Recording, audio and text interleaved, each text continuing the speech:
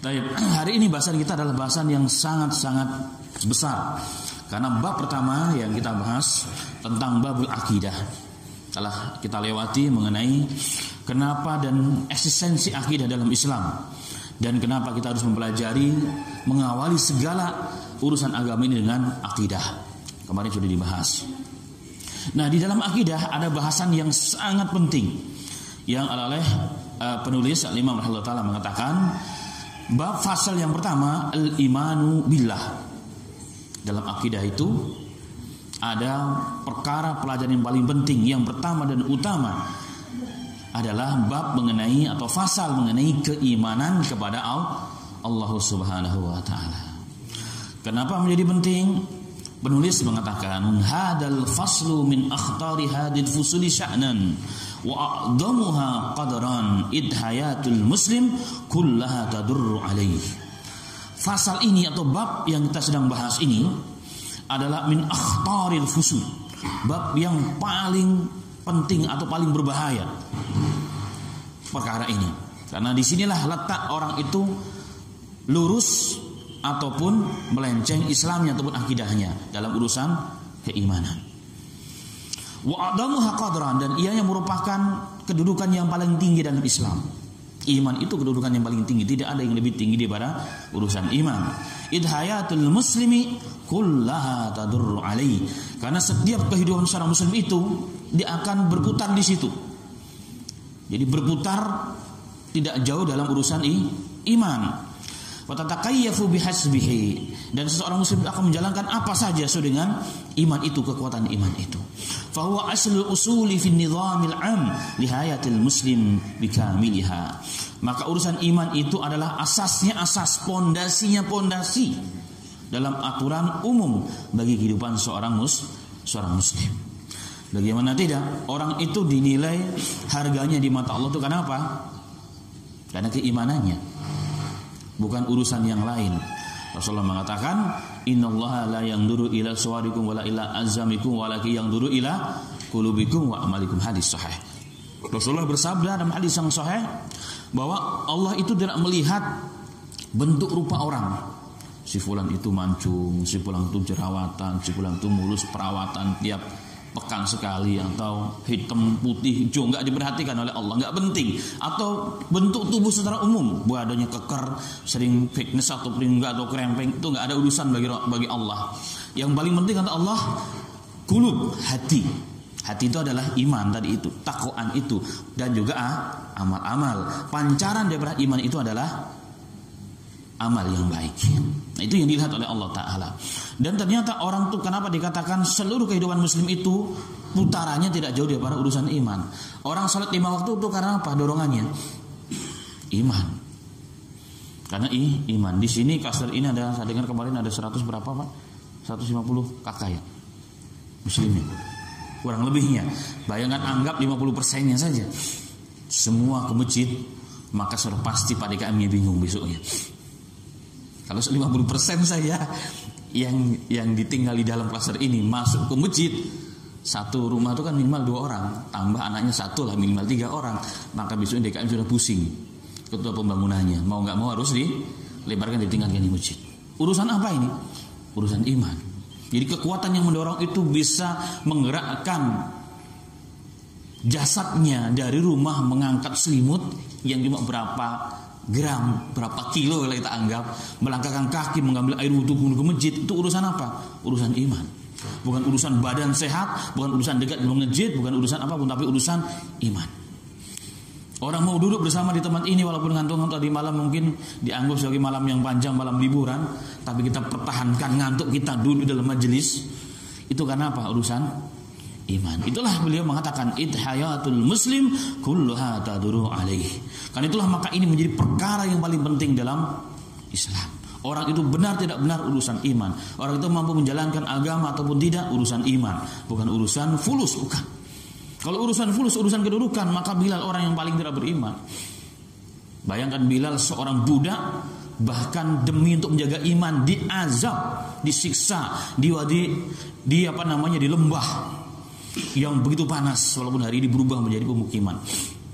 panas matahari, terik matahari tambah panasnya padang pasir, panasnya batu, dalam kondisi tidak berbaju ditaruh di atasnya batu.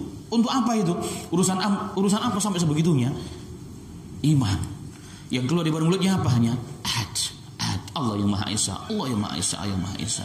Subhan, ini urusan iman. Nah, semangat orang ataupun tidak semangat dalam beragama itu semua urusan iman. Dan itulah ma'asal muslimin rahimani rahimakumullah. Maka itulah eksistensi daripada iman dalam Islam. Lalu menjadi pertanyaan, apa itu si iman sebenarnya? Apa itu si iman sebenarnya? Sebelum masuk kepada pernyataan beliau, al-imanu billah, iman kepada Allah. Lalu yang dimaksud iman itu apa sih sebenarnya? Iman itu apa sih? Iman secara bahasa, iman itu terbagi menjadi dua. Iman ditinjau dari definisi bahasa lughah dan juga dari definisi Islam. Al-imanu, iman itu al-imanu. Iman secara lughah, secara bahasa artinya adalah at-tasdiq. At-tasdiq. Tasdiq artinya adalah membenarkan. Jadi secara bahasa orang yang beriman berarti membenarkan. Saya beriman kepada Allah artinya apa? Secara bahasa saya membenarkan Allah Ta'ala. Allah itu Maha Esa, Allah itu ada. Saya beriman dengan Rasul artinya apa? Saya membenarkan Rasul, dia adalah utusan Allah, dan setiap apa yang keluar daripada lisannya Rasul adalah benar. Maka al-iman itu benar. Semakin kuat imannya, berarti semakin kuat pembenaran dalam dirinya. Membenarkan apa? Seluruh ayat Allah dan seluruh sabda Rasulullah Sallallahu Alaihi Wasallam. Nah, itu makna daripada iman secara bahasa at-tasdiq. Kemudian ada juga yang mengatakan yang dimaksud dengan iman itu adalah al-iqrar, i'tiraf. Iqrar itu mengakui atau menetapkan. Menetapkan apa? Sesuatu. Menetapkan sesuatu atau mengakui sesuatu. Artinya mengimani sesuatu. Sama, mirip sebenarnya. Jadi mengakui bahwa Allah adalah Rabb, satu-satunya Rabb yang berhak disembah. Itu pengakuan. Jadi orang beriman berarti mengakui Allah adalah satu-satunya Rabb yang wajib disembah. Berarti orang menganggap telah beriman kepada Allah, dia telah mengakui dengan betul dari dalam hatinya bahwa tidak ada yang menciptakan kecuali Allah. Tidak boleh disembah kecuali hanya Allah. Tidak boleh dimintai sesuatu yang hanya Allah mampu kecuali Allah. Maka melakukan di luar itu dinamakan suatu kesyirikan. Itu definisinya secara bahasa. Jadi al-iman artinya adalah tasdik, membenarkan, dan pengakuan. Atas apa? Atas Allah dan atas Rasul Sallallahu Alaihi Wasallam dan sesuatu yang terkait dengan keduanya, yaitu kitab Allah dan sunnah Rasul Sallallahu Alaihi Wasallam. Yaitu itu iman namanya. Yes. Kemudian iman secara definisi syariat, syar'an, adalah diterangkan oleh para alim ulama kita, iqraru bil lisan. Jadi iman secara definisi syariat, iqraru bil lisan.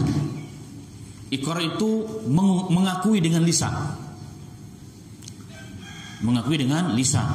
Berarti apa? Ucapan asyhadu an la ilaha illallah wa asyhadu anna muhammadan abduhu wa rasuluh, itu namanya iman secara lisan.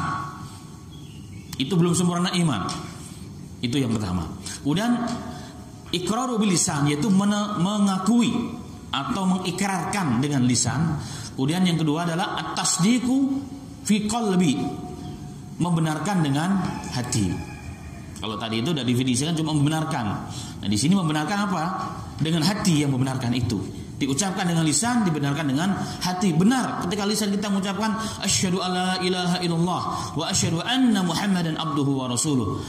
Aku bersaksi bahwa tidak ada Tuhan yang berhak disembah kecuali hanya Allah. Dibenarkan hati. Benar ya. Hati kita ini mengikuti.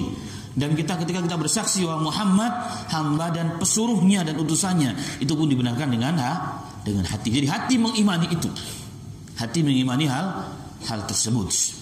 Berarti orang yang cuma membenarkan dalam hati dan juga tidak mengucapkan dengan lisan, nggak bisa dikatakan sebagai seorang yang beriman. Satu contoh dalam Quran, Allah telah menceritakan kisah Fir'aun. Fir'aun itu ketika sudah tenggelam bersama seluruh pasukannya, dalam tafsir dikatakan pasukan yang berkuda saja yang paling hebat, pasukan pilihannya ada 100.000 pasukan. Belum lagi di belakangnya. Dalam beberapa tafsir dikatakan seluruh kekuatan Fir'aun, termasuk orang-orang yang paling berpengaruh di kerajaannya, semua ikut serta dalam rombongan Fir'aun untuk mengajar Musa dan kaumnya. Semua ditenggelamkan oleh Allah. Belak. Karena semua masuk ke dalam lautan. Lautan dibentang oleh Allah untuk Nabi Musa dan kaumnya 2 belah jalan. Laut itu kan sifatnya cair, tapi dengan kuasa Allah tegak seperti gunung, seperti kaca. Nah, ketika Fir'aun dan seluruh pasukannya dan kekuatannya masuk ke dalam, Nabi Musa dan kaumnya telah selamat, Allah kembalikan sifat air tersebut. Nah, saat Fir'aun melihat seluruh tentaranya mati, tentaranya tenggelam, tersiksa, dia pun sudah yakin bahwa mati sudah di hadapan matanya. Maka dia mengucapkan kalimat iman. Mengucapkan kalimat iman sebenarnya. Dalam Quran dikatakan setelah melihat bahwa kaumnya telah mati, dia mati, dia katakan, aku beriman bahwasanya tidak ada Tuhan yang disembah sebagaimana amanat bihi Banu Israel, sebagaimana telah beriman padanya Bani Israel. Tapi dalam tafsirnya Rasulullah SAW diceritakan oleh Jibril, wahai Jibril, jika engkau mengetahui bagaimana proses Fir'aun itu mau mati sangat begitu mengerikan. Dia hampir mengucapkan itu lisan, hampir keluar itu kalimat itu dengan lisannya sebenarnya. Tapi aku marah, Jibril itu marah. Kenapa? Dia selama ini berbuat begitu kerusakan di muka bumi ini. Maka aku ambil tanah di dari dasar laut. Tanah di dasar laut diambil, kemudian disumbulkan ke mulutnya oleh Jibril. Kenapa? Aku takut akan keluar daripada lisannya Fir'aun itu kalimat iman. Padahal selama ini dia sangat begitu kufur dengan Allah. Membunuh semua bayi-bayi yang lahir di zamannya. 100.000 bayi dibunuh oleh Fir'aun. Tapi Musa Allah selamatkan, bahkan besar di dalam kerajaannya. Nah, dari sini ulama mengatakan seandainya iman itu hanya cukup dengan iqraru bilisan atau dengan tasdiq bil qalb, dengan lisan saja tanpa diikuti dengan hati, atau dengan hati tanpa diikuti dengan lisan, itu dianggap iman, maka Fir'aun termasuk orang yang beriman. Tapi ittifaq Ahlussunnah wal Jamaah, ulama Islam, bahwa Fir'aun bukan orang yang beriman, dan Allah telah mengenas bahwa dia orang kafir. Jadi nggak bisa, yang penting kan hati. Ya, hati memang harus benar, hati. Tapi wujud Anda sebagai orang beriman harus dilatalafuzkan juga. Maka kalau orang yang masuk Islam itu biasanya disyahadatkan. Supaya apa? Supaya orang tahu bahwa ini dia telah bersyahadat, disaksikan oleh kita dan dibenarkan oleh hati. Nah, yang ketiga, ulama Ahlussunnah wal Jamaah mengatakan iqraru bil lisan, mengikrarkan, mengucapkan dengan lisan, syahadatain, kemudian membenarkan dengan hati. Yang ketiga adalah al-amalu bil jawarih. Kemudian dua hal itu dibuktikan dengan apa? Dengan amal, dengan fakta. Anda muslim, berarti setelah muslim wajib sholat 5 waktu, yang ibu-ibunya menutup auratnya, bapak-bapaknya bekerja sesuai dengan ajaran Islam. Nah, itu namanya mengamalkan Islam dengan jawari, dengan anggota badan. Kalau 3 hal ini menjadi satu, ada pada diri seseorang, maka baru iman orang itu dianggap benar. Sempurna sih belum, tapi dianggap baru benar. Nah, itu menurut Ahlussunnah wal Jamaah. Nah, dalam bab ini memang inilah kesepakatan Ahlussunnah wal Jamaah. Dan ada firqah-firqah yang lain yang mengatakan bahwa iman itu yang penting cukup dengan ikrar. Ada yang mengatakan iman itu cukup dengan dengan tasdik bil qalb. Amal itu enggak pengaruh. Amal itu tidak pengaruh nih. Tapi ini pendapat-pendapat yang jauh daripada pendapat Ahlussunnah wal Jamaah. Baik. Kemudian ada catatan berikutnya dalam Sahih Bukhari diterangkan tentang iman, bahwa iman itu yajidu wa yanqus.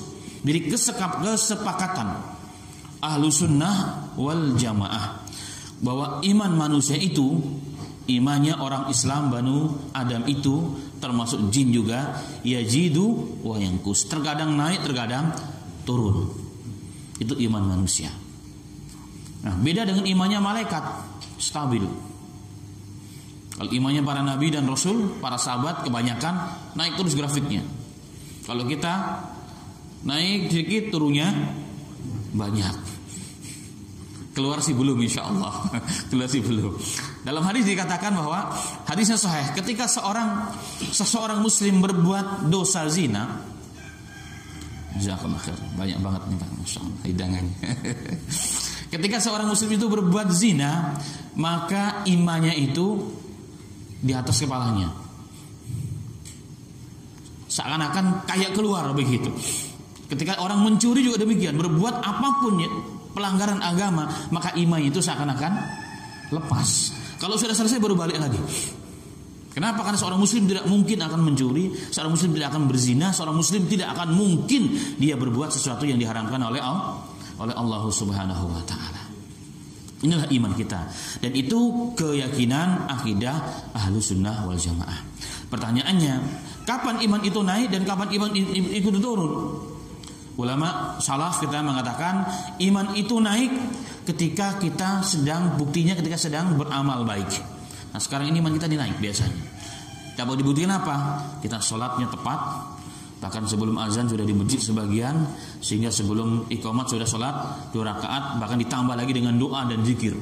Iman kita naik. Sholat berjamaah tambah lagi duduk dalam taklim, sudah dipastikan iman kita sedang naik. Kapan iman kita sedang turun? Kalau kita meninggalkan ajaran Allah, mendengar azan tapi malah perasaan tadi baru azan kok sudah azan lagi. Nah, itu iman kita lagi turun tuh.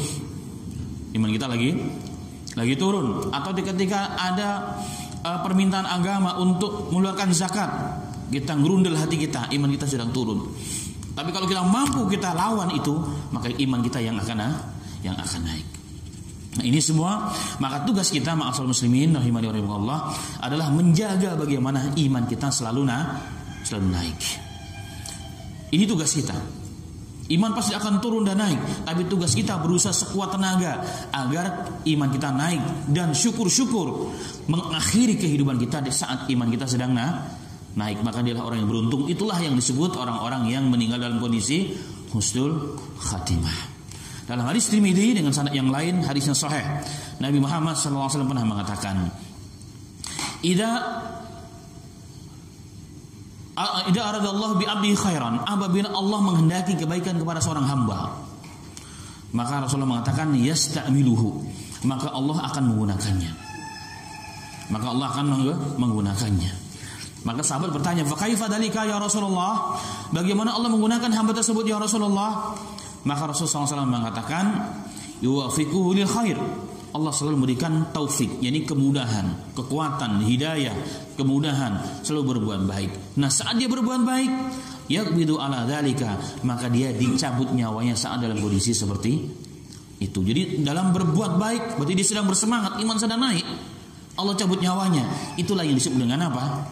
Husnul khatimah. Dan hadis yang lain, ketika Allah mencintai seorang hamba, maka Allah jalu asalan, Allah jadikan manis dia. Artinya orang senang karena diri pun senang dengan amal dan perbuatan dia. Dalam kondisi seperti itu dicabutlah nyawanya oleh Allah Subhanahu wa taala. Jadilah cita-cita setiap kita. Jadi cita setiap muslim itu sesungguhnya bukan hanya sekedar menjadi orang kaya, menjadi orang sukses, menjadi pejabat, menteri, bahkan presiden. Tapi cita-cita kita bagaimana kita akhiri hidup kita dengan husnul khatimah. Itulah tujuan akhir. Dan ini perjuangan yang tidak ada usainya, tidak ada selesainya. Setiap kita memperjuangkan dengan seluruh dia yang Allah berikan kepadanya, bagaimana mengakhiri hidupnya dengan iman, dengan husnul khatimah. Ma'asyiral muslimin rahimani wa rahimakumullah, itulah pentingnya iman, dan itu definisi iman. Nah, kita masuk kepada perkataan al-Imam rahimahullahu taala. Al-imanu billah. Setelah beliau sedikit menyinggung mengenai eksistensi iman dan pentingnya iman, beliau masuk kepada bab al-imanu billah, iman kepada Allah Ta'ala yang maha tinggi. Al-muslimu yu'minu billahi ta'ala bima'na yusaddiqu biwujudi rabbi tabaraka wa ta'ala annahu fatiras samawati wal ard alimul ghaibi wasyahadah rabbu kulli syai'in wa malikuh la ilaha illahu wa la rabba ghairuh wa innahu jalla wa ala musufun bi kulli kamal munazzahun an kulli nuqsanin dzalika li hidayatillahi ta'ala annahu qabla kullu summa li adillati naqliyati wa aqliyah al-atiyah. Allah Ta'ala mengatakan muslim itu beriman kepada Allah yang maha tinggi. Maksudnya membenarkan dengan wujudnya Rabb. Jadi beriman kepada Allah itu mengandung makna beriman terhadap wujudnya Rabb. Allah itu wujud, Allah itu ada, maaf bahasa kita. Mengimani keberadaan Allah Subhanahu wa ta'ala. Bahwasanya Allah fatirus samawat, Allah yang menciptakan langit-langit dan bumi. Alimul ghaibi wasyahadah, mengetahui yang gaib dan yang nampak. Rabbu kulli syai'in wa maliku, Allah adalah Rabb segala sesuatu yang menjaganya. La ilaha illahu, tidak ada zat yang berhak disembah kecuali Allah Ta'ala. Wala rabbu ghairu, dan tidak ada Rabb selain Allah. Wa annahu jalla wa ala, bahwasanya Allah yang maha tinggi dan yang maha agung. Musufun bi kulli kamal, disifati dengan segala sifat-sifat yang sempurna. Munazzahun an kulli nuqsan, dan beliau suci dari bara segala sifat yang ada celahnya, yang ada cacatnya. Inilah Rabb kita Allah Subhanahu wa ta'ala. Jadi iman kepada Allah, maksud iman kepada Allah yang pertama dan utama maksudnya adalah mengimani keberadaan Allah. Apa yang dimaksud dengan mengimani keberadaan Allah? Bahwa Allah lah yang menciptakan segala sesuatu, yang nampak ataupun yang tidak nampak, yang kecil ataupun yang besar. Itu yang pertama dan utama. Dalam tafsir Ibnu Katsir, di awal-awal tafsir ketika membahas mengenai makhluk, jadi perintah Allah, u'budu rabbakumul ladzi khalaqakum, u'budu rabbakumul ladzi khalaqakum, sembahlah Tuhan kalian yang telah menciptakan kalian. Ketika dalam ayat itu dibahas bahwa makhluk Allah itu dalam beberapa hadis jumlahnya 18.000 jenis spesies. Tapi riwayat dhaif. Ada yang mengatakan 1.000 dhaif. Ada yang mengatakan sekian ribu dhaif. Tetapi ada beberapa riwayat yang cenderung kepada hasan bahwa makhluk yang diciptakan Allah itu tidak terhingga. Dan ternyata yang di lautan itu 60% dibandingkan yang ada di daratan jumlahnya. Dalam penelitian terakhir pada 2007, jadi jumlah jenis makhluk di muka bumi ini selain manusia dan jin sudah ada 2.700.000 jenis makhluk.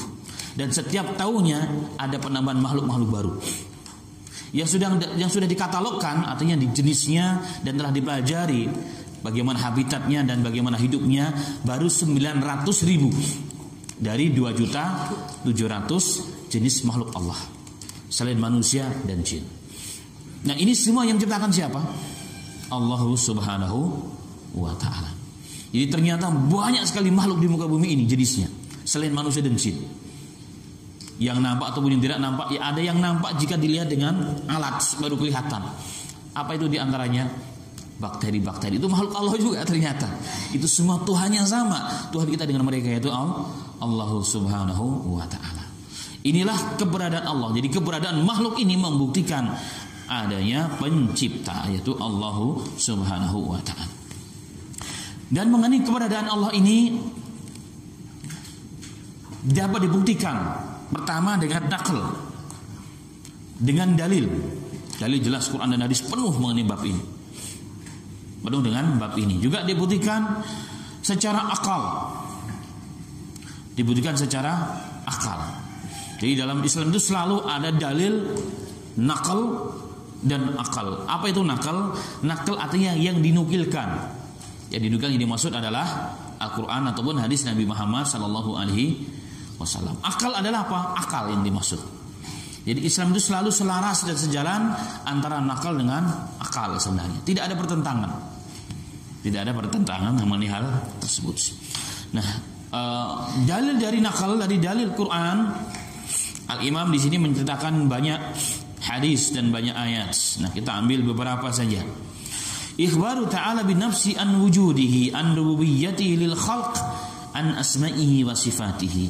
Jadi Allah mengabarkan kepada kita, kepada umatnya, kepada makhluknya atas nama-nama Allah dan sifat-sifat Allah. Jadi nama-nama Allah itu dalam Quran dan hadis itu bukan penamaan dari makhluk, tapi yang menamakan siapa? Allah sendiri atas dirinya sendiri. Ini babnya mengenai beriman kepada asma wa sifat Allah, nama-nama Allah. Jadi kalau Allah yang memberikan nama atas dirinya, sifat Allah atas dirinya, itu pasti sempurna. Itu pasti sempurna. Dari sisi makna, dari sisi bahasa, dari sisi banyak hal, pasti sempurna. Tapi kalau makhluk yang mensifati Allah memberikan nama kepada Allah, belum tentu sempurna itu nama. Jadi belum tentu. Baik, kita lihat di sini Quran telah menerangkan mengenai hal tersebut. Satu di antaranya firman Allah Ta'ala, Inna rabbakumullahu alladhi khalaqas samawati wal ard fi sittati ayyamin summa stawa alal arsh yuksil layla wan nahar yatlubuhu hasithan wa samsa wal qamara wan nujuma musakharatin bi amrih ala lahul khalq wal amr tabarakallahu rabbul alamin. Allah berfirman, Inna rabbakumullah, sesungguhnya Rabb kalian adalah Allah. Rabb kalian adalah Allah. Siapa Allah itu? Alladzi khalaqas samawati wal ard, yang menciptakan langit-langit dan bumi. Langit ada berapa tingkat? 7 tingkat. Langit pertama dan langit kedua berapa jarak dan berapa besarnya? Diterangkan dalam beberapa riwayat hadis bahwa dunia yang kita tempati ini dibandingkan dengan langit yang pertama itu seperti cincin halaqah, cincin yang dilempar di padang pasir. Di wilayah Arab Saudi itu ada namanya Rubuk Khali, yang luasnya nggak terhingga, ribuan hektar. Ya, kalau pemerintah Arab Saudi ingin menghilangkan, melenyapkan nyawa orang yang dianggap tidak baik menurut pemerintah Arab Saudi, maka cukup dilempar di padang pasir. Kalau kita naik pesawat dari atas, kalau sedang turun, itu pasir itu kayak hidup, kayak bergerak-gerak. Sehingga orang dilempar di situ dalam sejam akan nggak kelihatan hilang. Kenapa? Karena pasirnya kayak bergerak, kayak hidup. Nah, kita bayangkan kalau pasir yang selebar itu kita lempar cincin yang kita pegang, yang kita punya dari tangan isi kita lempar. Kalau 1 meter masih kelihatan nggak? Kita lihat, kelihatan. 2 meter kelihatan sudah nggak nampak. 5 meter bapak-bapak udah nggak, mungkin bapak udah nggak lihat kali. Apalagi 10 meter, apalagi kita kalau udah 1 kilometer nggak kelihatan. Nah, kita bayangkan perbedaan antara bumi yang kita tempati dengan langit pertama seperti cincin yang dilempar di padang Sahara. Subhanallah. Sehingga langit pertama, bumi dengan langit pertama dalam beberapa riwayat isyarat 500 tahun perjalanan. Begitu juga langit pertama dan langit kedua, dan seterusnya sampai langit kedua, sampai ke arsy Allah Subhanahu wa taala. Itu semua menciptakan siapa? Allah. Dan setiap langit, ingat, itu adalah makhluk. Siapa penghuninya? Para malaikat Allah Subhanahu wa taala. Dalam hadis yang sahih Rasulullah mengatakan, atatis sama, langit itu bunyi, krek, krek. Mungkin kalau di kampung-kampung di sebelah kita nih, di luar komplek biasanya banyak. Biasanya ada dipan yang terbuat dari bambu. Kalau yang dudukin orang-orang gemuk, 5 orang duduk, bunyi nggak Pak kira-kira itu? Bunyi, krek, krek, krek. Nah, Rasulullah mengatakan langit itu bunyi kayak begitu. Kenapa? Hak langit untuk bunyi. Kenapa? Tidak satu jengkal pun di atas langit sana, kecuali ada hamba Allah, ada malaikat yang sedang beribadah kepada Allah Subhanahu wa taala. Dan kita bayangkan, jadi berapa jumlah malaikat? Tidak ada yang tahu kecuali Allah taala. Bahkan pada langit pertama sana, lurus dengan Ka'bah, ada namanya Baitul Ma'mur dalam hadis yang sahih. Kiblatnya malaikat, di mana setiap hari ada giliran malaikat yang bertawaf yang berjumlah 70.000 malaikat. 70.000 malaikat yang bertawaf di Ka'bah tersebut. Dan setiap kali mendapat giliran, maka sampai hari kiamat tidak pernah mendapat giliran. Jadi kalau menghitung jumlah malaikat, hitung saja jumlah umur dunia dari sampai Allah ciptakan sampai hari kiamat kali 70.000 malaikat. Itulah kurang lebih jumlah para malaikat. Siapa yang tahu? Hanya Allah Subhanahu wa taala. Dan ini semua penciptanya siapa? Allahu Rabbul Izzah Jalla Jalaluh. Wal ardu, dan bumi juga demikian, Allah taala. Fi sittati ayyamin, pada 6 hari. Allah menciptakan langit dan bumi 6 hari serta isinya di antara keduanya itu adalah dengan 6 hari. Taib. Maka seluruh planet dan isinya, ada bintang, ada matahari, itu masih di bawah langit pertama. Ada seorang peneliti dari Jerman, mungkin Bapak ingat, saya belum lahir sebenarnya, cuma saya baca dan saya dengar, dahulu pernah meneliti jumlah bintang yang ada di angkasa raya, di langit. Setiap diteliti ada lagi di belakangnya. Sekarang pun ada orang Indonesia yang ada di Jerman yang tiap hari kerjanya nyari bintang baru dan mempelajari satu bintang, dipelajari kadang sampai 15 tahun sampai 30 tahun dipelajari bintang itu. Dan ternyata setiap hari diketahui terus, ditambah lagi bintang-bintang itu. Sehingga karena saking pusingnya dia simpulkan, maka jumlah bintang yang ada di langit sebagaimana jumlah pasir yang ada di pantai dunia ini, di samudra. Itu semua ternyata masih di bawah langit yang pertama. Maka kalau orang-orang non-muslim mengatakan, kalau kita menghindari hari kiamat, kita cari planet yang baru. Planet di mana? Selain bumi. Kan begitu pernah dulu dimunculkan. Kadang-kadang bahkan dibuat film. Itu adalah bentuk kekufuran. Ingin lari dari fakta dan kenyataan tentang hari kiamat. Supaya dunia ini, supaya manusia tetap tidak hancur, menjelang kiamat kita pindah ke planet yang berikutnya. Sehingga ada yang mengatakan, maka bumi ini nanti suatu saat akan bersih dari industri. Kita buat industri di planet yang lain. Itu omong kosong. Karena semua planet yang ada di bawah langit itu semua akan dibenturkan oleh Allah, akan berhancuran pada saat datang hari kiamat. Mau cari planet yang mana lagi? Tidak ada, ma'asal muslim. Itu semua ciptaan Allah Subhanahu wa taala. Baik. Kemudian yuksil laila wan nahar yatlubuhu hasitha. Kemudian Allah Subhanahu wa taala menutupi malam dengan siang. Yatlubuhu hasitha. Kemudian mengikuti dengan cepat. Yang memasukkan malam kepada siang itu hanya Allah. Dengan begitu cepat, subhanallah. Tidak ada kekuatan manapun di muka bumi ini yang mampu menahan agar jangan sampai malam itu hilang, atau jangan sampai siang itu hilang.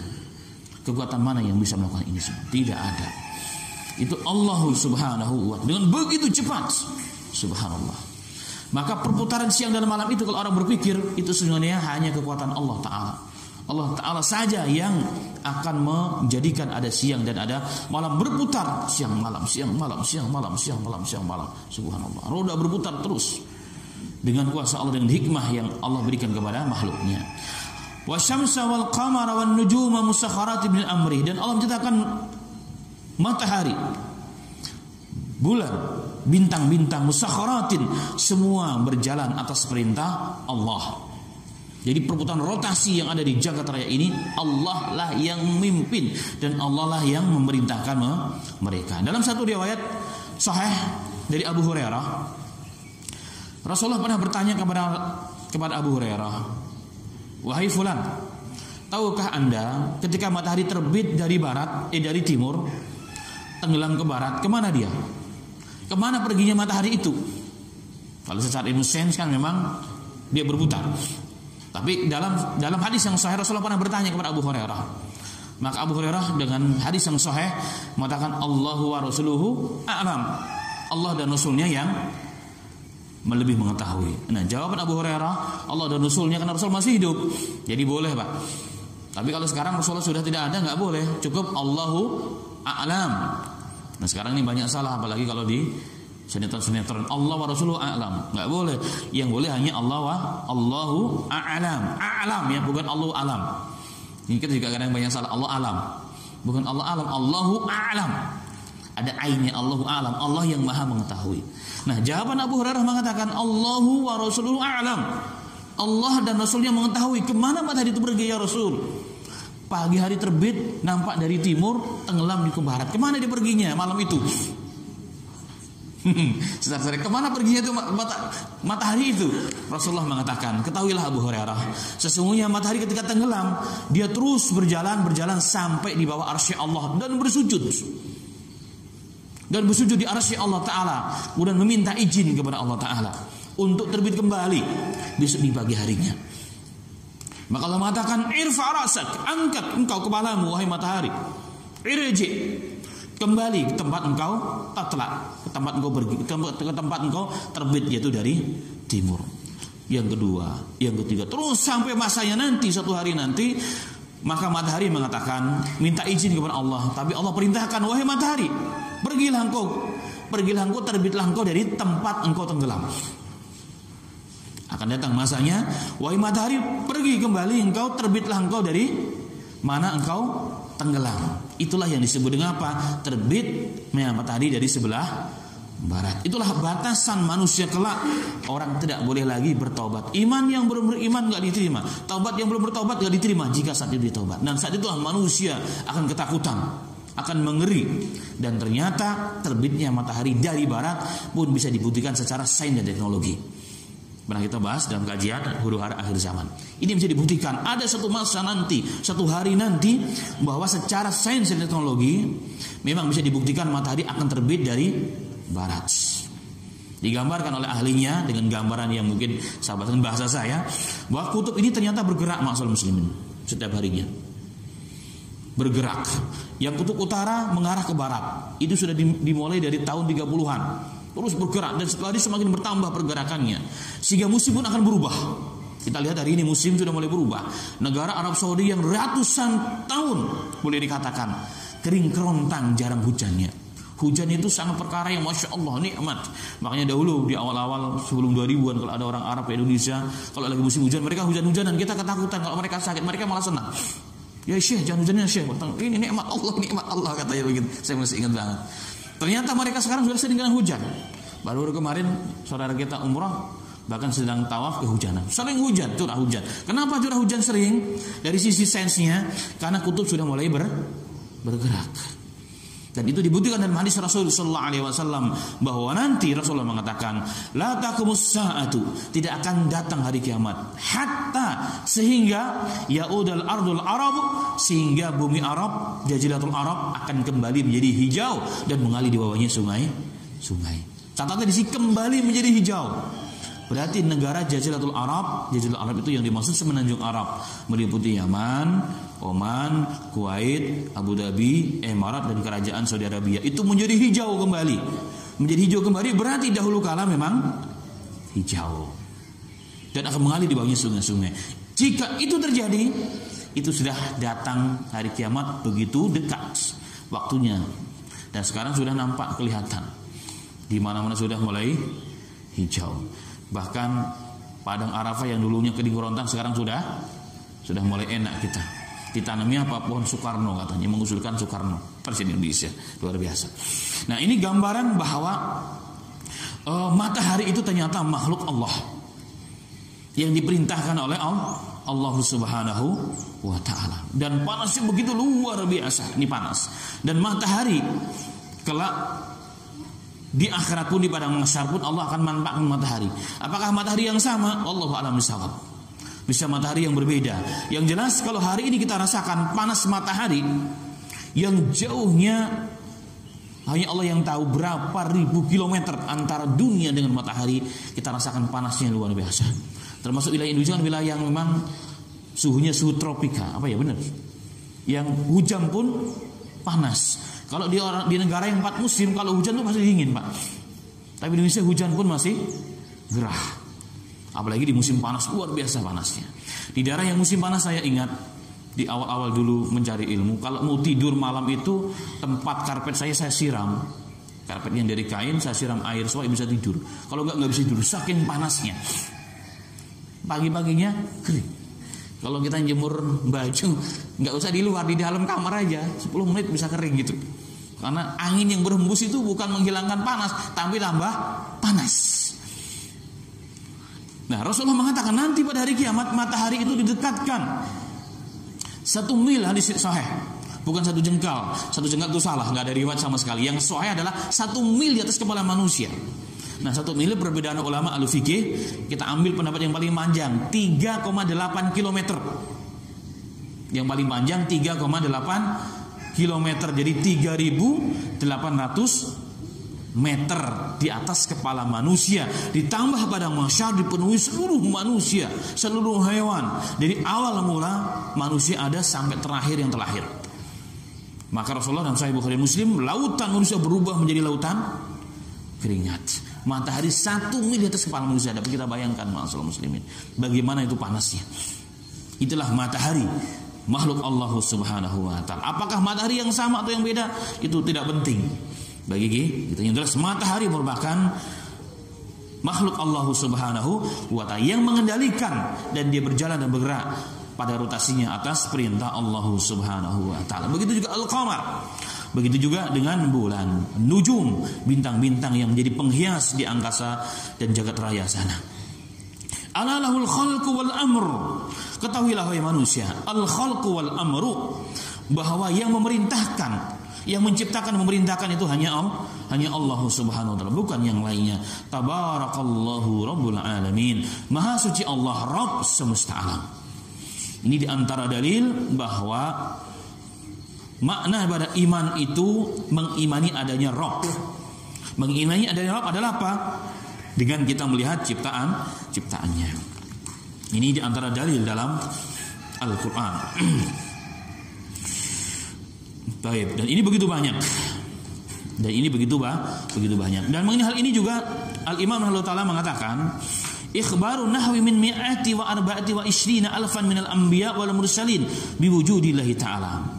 Jadi pemberitahuan mengenai Allah itu ada, Allah yang menciptakan alam semesta dan jagat raya ini adalah dakwahnya seluruh nabi, yang jumlahnya 124 nabi, 124.000 nabi. Itu semua dakwahnya sama, mengajak manusia beriman terhadap adanya Rabb. Nah, di sini kita ambil sisi lainnya, bahwa jumlah nabi yang pernah diutus oleh muka bumi ini berapa jumlahnya? 124.000 nabi dengan sanad yang sahih. Dari Abu Dzar Al-Ghifari dan juga dari riwayat Abu Umamah Al-Bahili radhiyallahu anhu pernah bertanya kepada Rasulullah, "Ya Rasulullah, berapakah jumlah rasul, jumlah nabi?" Rasulullah mengatakan 124.000 nabi. Ini jumlah yang sangat banyak. Dari sekian banyak, dari 124.000 nabi, berapakah rasulnya? Rasulullah mengatakan rasulnya hanya 315. Ada beberapa mengatakan 313. Ini perbedaan. Jadi dari 124.000 nabi hanya 315 rasul. Berarti setiap rasul itu pasti nabi, tapi tidak setiap nabi itu rasul. Hadisnya sahih, riwayat sahih, diterangkan oleh para a'immah muhaddisin.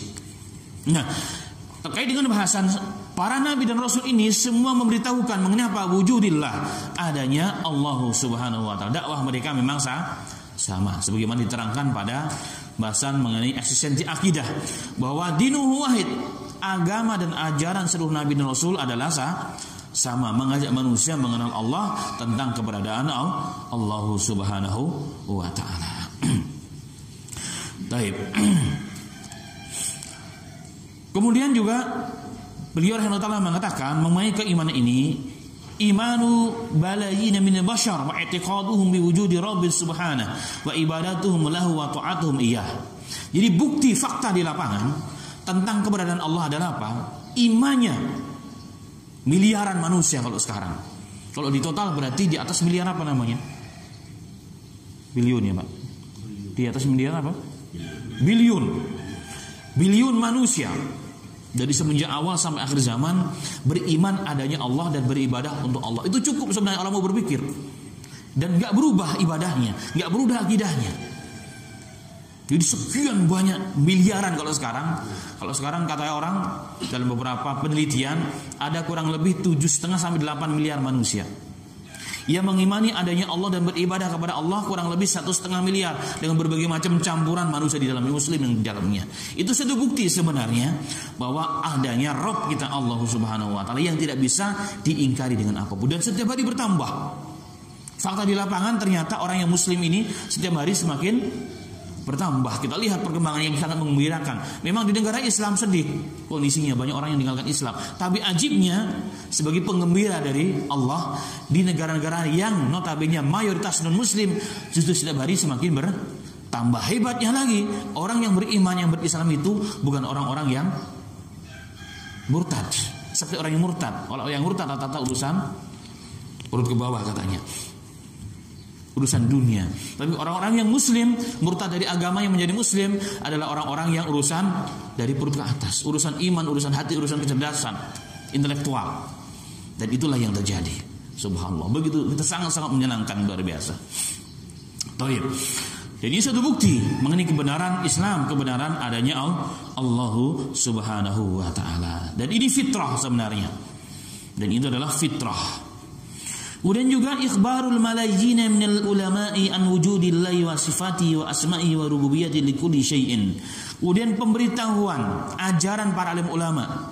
Jadi sejak dahulu sampai sekarang, yang jumlahnya enggak terhitung, yang semua mengajak manusia iman kepada Allah, tentang sifat-sifat Allah dan nama-nama Allah Subhanahu wa taala. Ini semua adalah bukti kebenaran adanya Allah. Artinya tidak ada lagi alasan bagi makhluk yang bernama manusia ini, yang lemah ini, tidak beriman dengan Allah.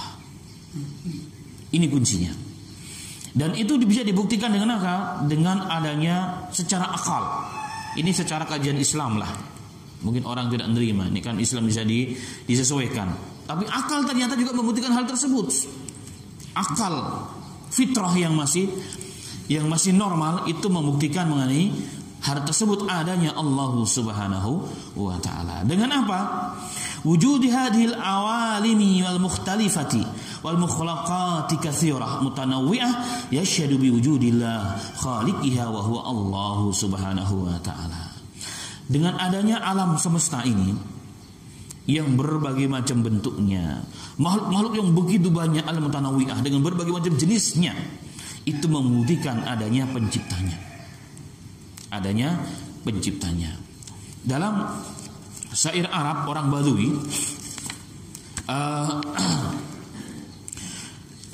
orang-orang Badui ini orang-orang yang masih polos hatinya, nggak tercampur dengan debu-debu, racun-racun kota, pemikiran-pemikiran yang aneh dan nyeleneh.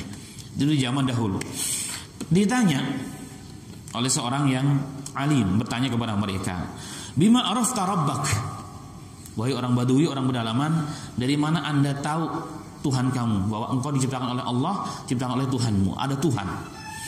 Apa jawabnya orang Badui? Sederhana. Qala al-ba'ratu tadullu 'ala al-ba'ir. Gampang bagi kami. Kami beriman adanya Rabb, adanya Allah yang menciptakan kami adalah apa? Al-ba'ratu tadullu 'ala al-ba'ir. Kotoran unta itu, kan kalau di padang pasir ini kan sering kalau ada kotoran unta tiba-tiba ada di padang pasir. Menunjukkan apa? Adanya unta. Jadi kotoran unta itu menunjukkan adanya unta baru lewat. Berarti ada unta baru lewat. Seperti kisah Abu Sufyan sebelum menjadi Islam menjelang perang Badar. Abu Sufyan begitu pintarnya, begitu hebatnya, karena dia merasa sedang dikejar oleh Nabi Muhammad dan kaum muslimin. Tiba-tiba di tengah jalan melihat ada kotoran unta, dibuka ternyata isinya korma. Dia paham tidak ada kotoran unta yang isinya korma kecuali orang Madinah, orang Islam. Yuk kita lari. Ini kisah menjelang perang Badar. Nah ini juga mengatakan demikian. Al-ba'ratu tadullu 'alal ma'ir.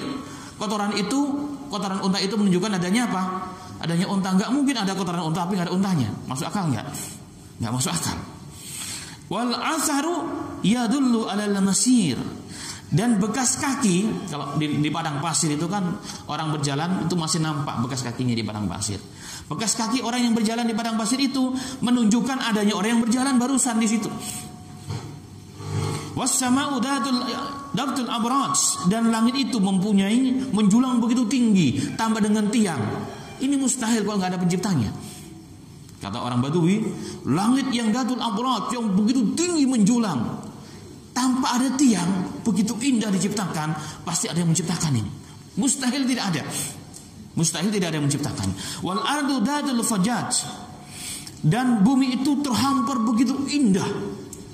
Begitu indah. Ada gunungnya, ada lautnya, ada danaunya, ada sungainya, ada apa lagi? Ada hutannya, ada kebunnya, Masya Allah. Itu semua terhampar begitu indah. Mustahil muncul dengan sendirinya. Pasti ada khaliqha, ada penciptanya dari Rabb Allah Subhanahu wa taala. Wal biharu dadul amwaj, dan lautan mempunyai ombak yang bergelombang begitu luar biasanya. Itu juga enggak mungkin kalau itu bergerak dengan sendirinya. Ala tadullu ala sami'il basir. Apakah ini semua, kata orang Arab tersebut, orang Badui tersebut, menunjukkan kepada zat yang maha mendengar dan maha melihat, yaitu Allah Subhanahu wa ta'ala. Itulah fitrah manusia. Di zaman Abu Hanifah ternyata sudah ada orang ateis juga yang tidak beriman adanya Allah. Di zaman Imam Abu Hanifah. Jadi di kurun-kurun masih kurun-kurun kehebatan Islam lah. Karena beliau meninggal pada tahun 150 Hijriah. Jadi masih di akhir-akhir, sudah masuk di zaman tabi'in lah intinya. Di luar, bahkan selepas zaman tabi'in. Beliau ingin berdiskusi, berdebat kalau sekarang dengan orang ateis. Jadi orang ateis berkumpul di satu tempat dan disepakati oleh Imam Abu Hanifah ingin berdebat mengenai tidak adanya Allah. Mereka ingin memaksakan tidak adanya Tuhan, kurang lebih begitu. Maka Imam Abu Hanifah sengaja melambatkan diri. Datangnya telat, padahal sudah ditunggu oleh majelis yang besar, di hadapan oleh para majelis. Dahulu kerajaan Islam itu sering memberikan tempat untuk para alim ulama berdiskusi. Disiapkan tempat, siapkan semua sarana, prasarana keamanan, konsumsi. Silahkan para ulama berdebat dalam arti diskusi ilmiah. Ini terjadi di zaman Imam Abu Hanifah. Imam Abu Hanifah ketika datang dimarah-marahin. Anda seorang syekh, ada seorang imam, seorang muslim katanya, nggak ingkar janji, nggak telat, tapi Anda telat. Kenapa Anda telat? Oh nanti dulu wahai tuan-tuan. Telat saya ada alasan. Apa alasan Anda? Kan perjanjian sudah jelas, jam sekian tempat ini Anda harus datang. Kita mau diskusi tentang tidak adanya Tuhan. Sabar dulu katanya. Saya telat ada alasan, nggak sengaja. Saya sudah berusaha untuk menepati janji, datang di awal waktu, tapi sungai yang harus saya lalui itu ternyata saat itu tidak ada kapal. Tidak ada kapal, penumpangnya penuh. Saya terpaksa menunggu lama karena kapalnya itu bergerak sendiri. Nggak ada supirnya, nggak ada nahkodanya. Jadi saya nunggu kapal karena kapalnya itu bergerak sendiri, nggak ada nahkodanya. Dia datang kepadaku pun setelah menurunkan penumpang dia tanpa nahkoda. Maka orang-orang ateis mulai berpikir, nggak mungkin itu. Udah mulai kena nih dakwah Imam Abu Hanifah. Dikatakan, nah setelah dia merapat, saya panggil, dia merapat, saya baru naik. Dia mengantarkan saya dengan sendirinya tanpa nahkoda, mengantarkan aku ke seberang sungai yang begitu lebar. Maka orang ateis mengatakan, ya Syekh, Anda normal ataupun tidak normal? Saya normal. Kok Anda bisa mengatakan ada kapal yang bergerak dengan sendirinya tanpa ada seorang nahkoda? Itu nggak masuk akal. Anda meyakini nggak masuk akal? Saya katakan masuk akal. Katakan nggak masuk akal, nggak masuk akal. Artinya apa? Berarti, ya wahai tuan-tuan, kalau Anda tidak beriman, nggak beriman sama sekali, dan Anda nggak mengatakan tidak masuk akal, kapal bisa bergerak sendiri sesuka hatinya, tanpa ada yang mengendalikan, tanpa ada yang menciptakan, Anda nggak beriman, itu nggak masuk akal. Apakah Anda tidak berpikir ini benda yang kecil, jagat raya dan alam semesta ini yang penuh dengan berbagai macam makhluk, dia ada dengan sendirinya? Dia ada matahari, dia tiba-tiba diciptakan dengan sendirinya. Manusia yang punya teknologi yang sangat canggih itu, mata bisa berkelip-kelip, dia lahir dengan sendiri tanpa ada penciptanya. Anda tidak beriman itu, Anda yang sesat. Baru di awal pertemuan mereka mengatakan asyhadu alla ilaha illallah wa asyhadu anna muhammadan abduhu wa rasuluh. Artinya ma'asal muslimin, akal itu sejalan dengan Islam. Maka tidak ada lagi alasan manusia tidak beriman kepada Allah Ta'ala sebenarnya. Tidak ada alasan, akal saja itu membuktikan kebenaran adanya Rabb, yakni Allah Subhanahu wa Ta'ala. Hanya saja memang manusia itu fitrahnya memang menyembah. Manusia disifati dengan abdun, itu hamba, yang tugas hamba adalah menyembah. Itu fitrah manusia, menyembah. Nah, datangnya Nabi dan Rasul itu adalah untuk mengarahkan penyembahan yang betul. Dalam kajian ilmiah di awal pembahasan mengenai Ghusatul Fikr, jadi kalau kita pergi kemanapun, kita akan melihat yang mananya manusia itu pasti menyembah sesuatu yang bukan Islam. Ke gunung, kita lihat banyak orang nyembah batu, pohon, atau apa saja yang dianggap itu keramat, yang punya kekuatan, dianggapnya punya pengaruh kepada kita. Pertanyaannya, kenapa demikian? Kita pergi ke India, apa yang disembah? Sapi, Pak. Sapi. Baik, makanya kadang-kadang ada orang Islam yang dibunuh gara-gara dia mau nyembelih sapi, nyembelih Tuhannya. Sembelih. Subhanallah. Bahkan saya nggak bisa sebutkan, seorang presiden di India pernah mengatakan bahwa sapi lebih berharga daripada bapak ibu kita kalau sudah tua. dianggap Tuhan, dianggap sesembahan, punya pengaruh luar biasa. Pertanyaan, kenapa demikian? Jawabnya adalah fitrah manusia disifati sebagai hamba, maka dia ingin mewujudkan penyembahan kepada sesuatu, menghambakan diri kepada sesuatu yang dianggap sebagai zat yang punya pengaruh kepada kehidupannya. Maka ketika orang menyembah batu, karena dia fitrah itu fitrah yang membawa dia, tapi fitrahnya memang sesat. Kenapa nggak ada petunjuk daripada Allah, belum dapat hidayah dia, maka menyembah batu. Kenapa? Dia yakin maka batu ini punya kekuatan kepada kehidupanku. Nah, itu yang dilakukan. Maka ini fitrah. Nah, datangnya Islam ini adalah meluruskan fitrah itu, akal itu, agar menyembah Allah, mengimani adanya Rabb Allah Subhanahu wa taala dengan aturan Allah, aturan Nabi kita Muhammad sallallahu alaihi wasallam. Maka ini pondasi. Sebagai penutup, maka iman kepada Allah ma'asal muslimin, ini adalah dakwah Rasul yang pertama dan utama. Fase Mekah kurang lebih berapa tahun? 13 tahun. Isinya apa? Dakwah kepada ini, dakwah kepada tauhid. Dalam banyak riwayat Rasulullah berkelana dari rumah satu ke kabilah yang satu, apalagi di musim-musim haji. Beliau sendirian kadang ditemani Abu Bakar mendakwakan ayuhan nas la ilaha illallah. Hai manusia, ucapkan la ilaha illallah, kalian akan berjaya. Terkadang Rasulullah mengatakan ayuhan nas ma yansuruni, siapa yang menolong aku, wa yahmiluni, dan membawa aku pada kabilahnya, hatta ubaligha risalatal rabbi, sehingga aku dapat menyampaikan risalah Allah, walahul jannah, dan baginya surga. Untuk menyampaikan apa? Kalimat iman, kalimat adanya Allah, keberadaan Allah, bahwa kita ini makhluk dan menciptakan adalah Allah Subhanahu wa taala. Inilah pondasi sebenarnya. Ini pondasi selama 13 tahun pengembelengannya itu luar biasa. Iman, kenapa? Karena hampir 600 tahun manusia itu nggak mengenal dakwah. Semenjak diangkatnya Nabi Isa.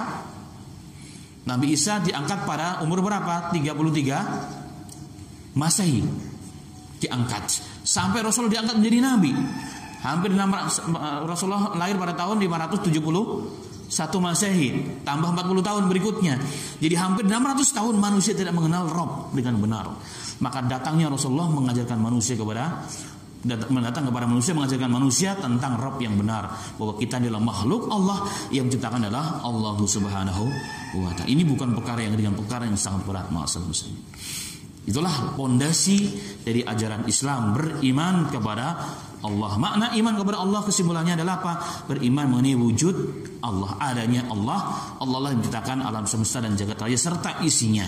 Dan itu bisa dibuktikan secara nakal, dalil Quran dan hadis, dan juga secara akal manusia dan fitrah manusia. Itu bisa dibuktikan dan itu bisa dibenarkan dengan banyaknya orang-orang yang beriman kepada Allah Subhanahu wa taala. Dan setiap hari semakin bertambah dan bertambah, itu membuktikan kebenaran ajaran al-Islam.